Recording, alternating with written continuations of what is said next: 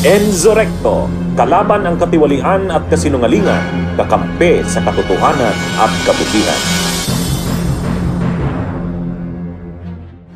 No unilateral development of resources sa ating sa West Philippines, sa ating exclusive economic zone. And pangatlo, sabi nila, no forcible expulsion of our troops. I'm just trying to be fair also to them because this is officially what Cayetano said. But can you just clarify to us why yung sinasabing status quo ni Harry Roque is inherently inimical to our national interest or contrary to our national interest, as the DFA put it?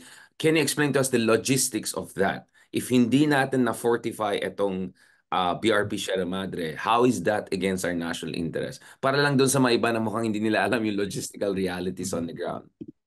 Okay, just for context, meron tayong 9 islands or formations or reefs na ino-occupy, no? Then kasama na diyan yung Ayungin. Yung Ayungin through the BRP Sierra Madre, no? So yung status ko nung rotation nung sa Pag-asa and other outposts, walang problema doon.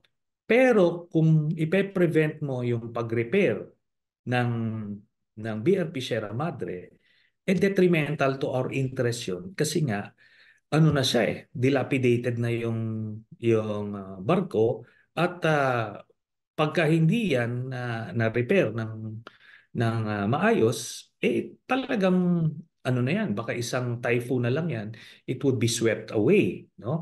Pagka nawala yan dyan, therefore, pwede na nilang dapaan yung ayungin na yan to prevent yung outpost. Ngayon, ilalagay lang natin yung history niyan. Bakit ba natin sinadsad yan? Sinadsad natin yan in response dun sa pagkuha nila ng Mischief Reef. Di ba? Mischief Reef, una, naglagay sila ng 1995, no? Tapos 1995. fisherman shelter, gano'n. Tapos, eventually, nilagyan na nila ng base. So, in response, ito ngayon, yung ERAP administration, nagsadsad sila ng BRP Sierra Madre. I was still in the Navy then, kaya alam ko yung surrounding circumstances noon. Maraming mga options na nilatag noon for in response dun sa ginawa nila sa Mischief Reef. Pero ultimately, they ended up with deliberately running aground ditong BRP Sierra Madre. Pero ang nakita ko lang na bago nito, noong una yung rotation, mga Navy, personnel lang nandiyan dyan, may officer pa. So yung maintenance ng barko, inherent yan sa Philippine Navy personnel. Yung pagre-repair ng deck, pag-maintain ng naval guns, yung communications equipment, etc. But then, during the GMA administration, they decided, I don't know kung sinong mga leaders noon, na they decided palitan yung Navy personnel ng mga Marine personnel. Okay. Yung Marines, yan sila sabi ko nga, sa digmaan, maasahan mo sila. But they don't have any idea on how to maintain a Navy ship. So, simula nun, wala na, napabayaan na. Kasi nung Navy pa lang yun nandoon, naka-assign doon, kahit nakasadsad siya, they were operating as though this was a regularly commissioned Navy ship. So yung nire-repair, nire-repaint yung deck na kinakalawang, siya, as thorough yung maintenance niya as the ships na nandoon sa Cavite Naval Base. Pero nung tinanggal na, ito na ngayon, na dilapidated na talaga siya, napapabayaan na siya. Kaya ang initial suggestion ko dyan, mag-redeploy tayo ng Navy personnel dyan, yung mga bosun's mate rating na tinatawag namin, those who are adept at maintaining the deck, the ship. So kaya nilang i-repair yan. Would you believe, Richard, pagka binalik mo yan sa Navy with the proper logistical support, they can bring that back to almost original state. Kaya nila yan kahit nandoon sa gitna ng ayungin, kasi that's the maintenance culture of the Philippine Navy.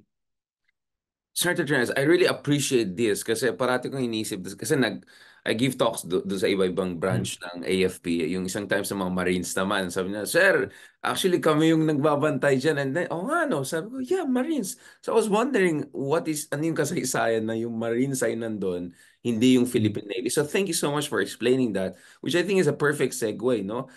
Because the next thing I want to talk about is itong quadrilateral patrols. Finally, nangyari Mm. yan. Now, of course, may ibang mga ex Duterte official na senador ngayon na re-election is nagte-take credit dito sa quadrilateral summit na yan kasi na-mention daw niya last year and I was saying actually mini-mention namin lahat yan for 6-7 years dahil lang sa dating boss mo hindi nangyari yan, so it has nothing to do with you. But anyway, putting aside itong mga antics ng mga ex-Duterte official now suddenly matapang na sa West Philippine Sea, anong ambag ng itong quadrilateral patrols na yan and other things na inisip natin? Because, Senator Jones, let me be very honest about this. I'm a little bit annoyed with the patronizing tone coming from some of the American experts and official na tulungan natin mga Pilipino, kailangan nila ng joint patrols, mga ganun. Like, I see the point of stronger military cooperation and all. Pero katulad ng sinabi niyo kanina, kayang-kaya naman natin gawin yan. We can fortify this on our own. Mm. Mas may malalaki tayong mga barko, di ba? We haven't used the best of the best yet, di ba? Um, Logistically, what is your suggestion here? Should the Philippines also do joint resupply with the US? Should the Americans have drones in the area all the time? Or corvettes or frigates? How can our allies be more useful? And how can we make sure China doesn't harass us the way they have done? Kasi, ang tanong ko rin dito sa inyo, Senator Trillanes, is that for a long time, from the time you did your own backdoor negotiations with China to this gentleman's agreement, etc., under Digong, China has not fired a shot. I mean, as far as guns goes or cannons go. But itong mga water cannoning nila is increasingly lethal. Kaya ang suggestion ko, sabi ko sa gobyerno, i-compare nyo yung punching power ni Mike Tyson dun sa water cannon. So people realize lethal ito. It's almost lethal. So what are the options we have? What is the best way for us to assert our rights there without being harassed or do it best? And at the same time, make sure we get help from our allies. Okay. Um, marami, no? Maraming pwedeng gawin. Pero kasi intindihan natin, kung ang objective ng Marcos administration is to draw international attention, kasi talagang if you charter a wooden ship, talagang bubugbugin siya na that way, no? But kung gusto mo ng kung ipapadala mo yung white ships mo, yung Coast Guard vessels mo na medyo malaki-laki, kaya naman i-withstand yung water cannons na yon kasi they were designed actually to withstand mga typhoons, di ba? Yung lang water cannon kaya yon. Ngayon, another way is pwede kayo makipag bombahan ng water cannon doon, di ba? Meron din yung Coast Guard, which is what the Japanese Coast Guard did during the Senkaku standoff. Pero para na kayong mga batang nagwa-water gun na di ba? Battle. Ano yan there's nothing to be achieved there. Kaya nga depende 'yon sa focus or purpose ng Marcos administration. If it's to draw international attention kung paano nang bubuli yung China, well, they were able to achieve it. 'Di ba? They were able to achieve that. Kasi kung Coast Guard vessel dadali mo diyan, kahit na ano yan, ano yan kayang-kaya yon barko. So hindi ka gaano makakagain ng sympathy, di ba? Pero dahil doon, di ba? If it's really by design, ito ngayon nakadraw ka ng mga international coalition to at least help us, support us. Then itong na-mention mo na quad patrols, ito naman parang ano lang ito. This is just to give China an idea na we're not alone in this, di ba? Pwede yan, yung freedom of navigation patrols operations. Pero malayo yan yung pinagpatrolyahan ng Quad doon sa Ayungin. Now, if we would send our gray ships doon sa Ayungin to resupply, ano to? Kumbaga, pwede mong gawin yan, pero kailangan kakalkulate mo din ano ba yung magiging response nila. So pataas ng pataas yan, escalate ng escalate yan. So until magkakaroon ka ng standoff, then doon ka ngayon. Babalik ka doon sa situation doon sa 2012 na ano yon, depende na yun sa kausap. Pero I believe the back channel approach that worked in 2012 may not work this time around because again of the foreign policy shift of the Xi Jinping administration, which is ano na, open expansion na. At ano na sila, parang bordering rogue state na sila, no? Nawala na yung Belt and Road, 'di ba? Economic, kumbaga they were trying to charm the whole world with their economic might. Pero ito hindi na. Na tipong, sige, we will stand toe-to-toe with you on this. Now, yung sinasabi natin, pwede, another approach is, and I've been suggesting this, pwede naman heliborne yung operations. Yung ating ship na, oo, kahit Coast Guard ship yan, may heliborne capacity yan. So magdadala sila doon 10 minutes away, ayungin, they will drop the supplies. Then eventually nga pwede tayong maglagay ng heli deck diyan sa BRP Sierra Madre. So yung rotation pwede ring ganon through that. So pagka ganun kasi ginawa, sino yung haharangan nila? Hindi nila mahaharang yon. If they do anything aggressive towards that helicopter at mag-crash yun, iba na yon. Problema nila yon. As you mentioned Tama nga, sa di ba? Mutual Defense Treaty yan because very clear at least Trump and Biden na any attack on our vessels, aircrafts, and soldiers and personnel will activate the Mutual Defense Treaty. And kaya nga nakita mo, di ba, as you observed, inaano nila, ini-skirt nila yung they're just doon lang sa gray zone sila kasi anything beyond the red line magti-trigger ng Mutual Defense Treaty. So maraming ways to resupply. As I mentioned, pwede nilang gawin itong ginagawa nila, mag-charter kayo ng wooden ship, mukha kang underdog talaga, pero itago mo yung mga tao mo para hindi sila masasaktan, di ba? Pero gusto mo ng medyo sturdy siya or all-weather ship, yung Coast Guard, meron silang ganyang vessels that can withstand typhoons, so kayang-kaya nilang water cannon, and they can proceed just ignoring the water cannons of China. Or they can do what the Japanese did during the Senkaku standoff, magputukan sila ng water cannon, di ba?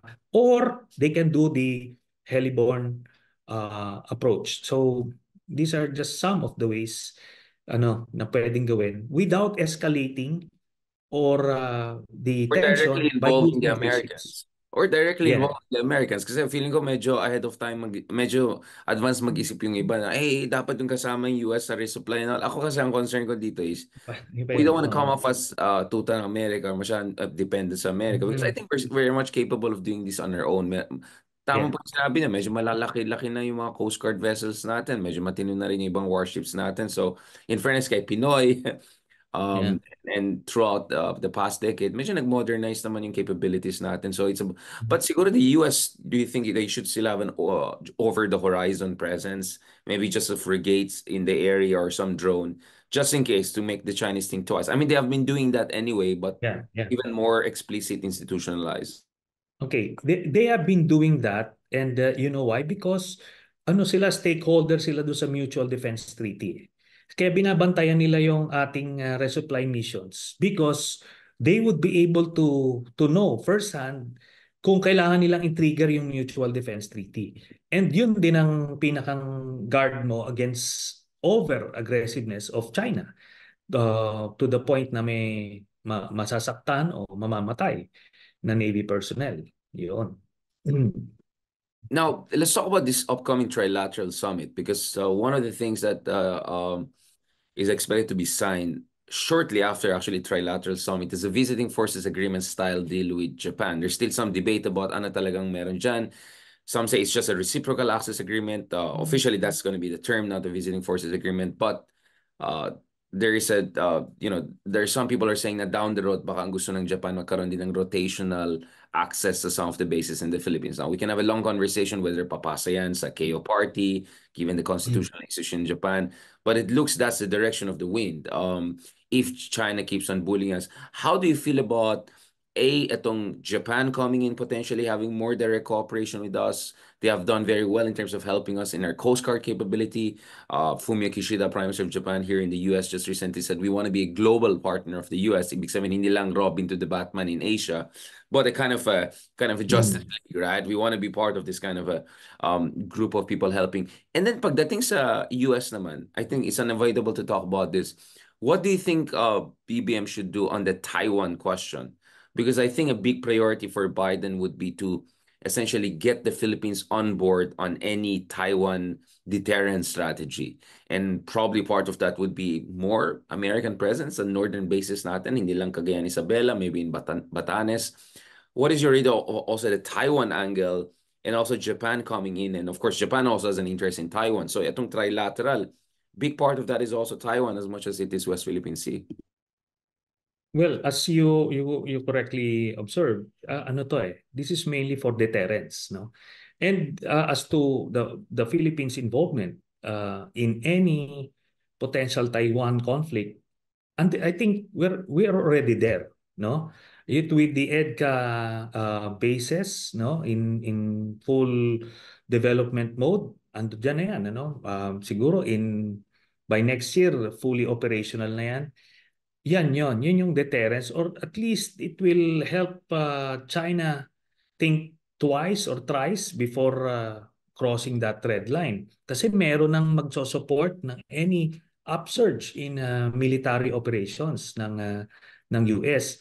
Now yung Japan, yung visiting forces agreement with Japan, so ibig sabihin as a partner nga, no, kasi we have to understand kasi yung US Navy na to, medyo stretched na sila, no? They may need some of the surface assets of Japan. So para lang mas masanay kung magpapatrol dito, meron din silang protection sa kanilang mga troops through this visiting forces agreement. And remember, Japan, bago pa lang ito kumaga coming out period niya to, kasi dati, di ba, Japan Maritime Defense Force lang sila, so internal lang sila. So ngayon lang sila lumalabas ulit, venture outside their EEZ and territorial waters. So kailangan nilang matrain yung kanilang mga sailors into having joint operations with other navies, di ba? Para malaman nila yung mga replenishment at sea at iba't ibang evolutions na ginagawa ng mga fleets, mga mid-sized operational capacity building. Yeah. So kung yun, kailangan nila ng exercises niyan, di ba? Meron yan, meron allied tactical procedures yan, yung mga flags, yung mga symbols, kailangan nilang gawin yan, ano? Although parang antiquated na yung ganong approach, but during times ng magkakaroon ng kumbaga mag-shutdown yung inyong electronic capability, meron pa rin kayo ng basics ng analog. Analog, no? So ano yan, magbe-benefit yung Japan dan at magbe-benefit din yung Pilipinas dito. We're not being drawn into any war here. Ang ginagawa lang natin, di ba, if somebody needs help, historically yung Pilipinas nagre-responde. In the same vein, nung tayo naman nangailangan ng tulong, tinulungan din naman tayo. Ito lang, we just recently celebrated yung Araw ng Kagitingan.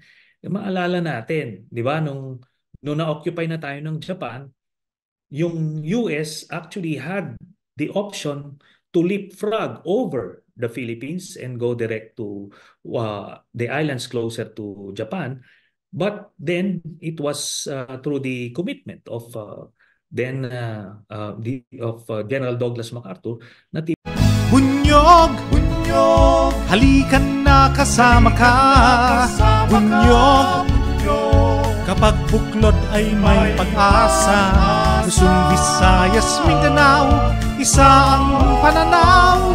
Sa bagong Pilipinas ang bunyog isisigaw.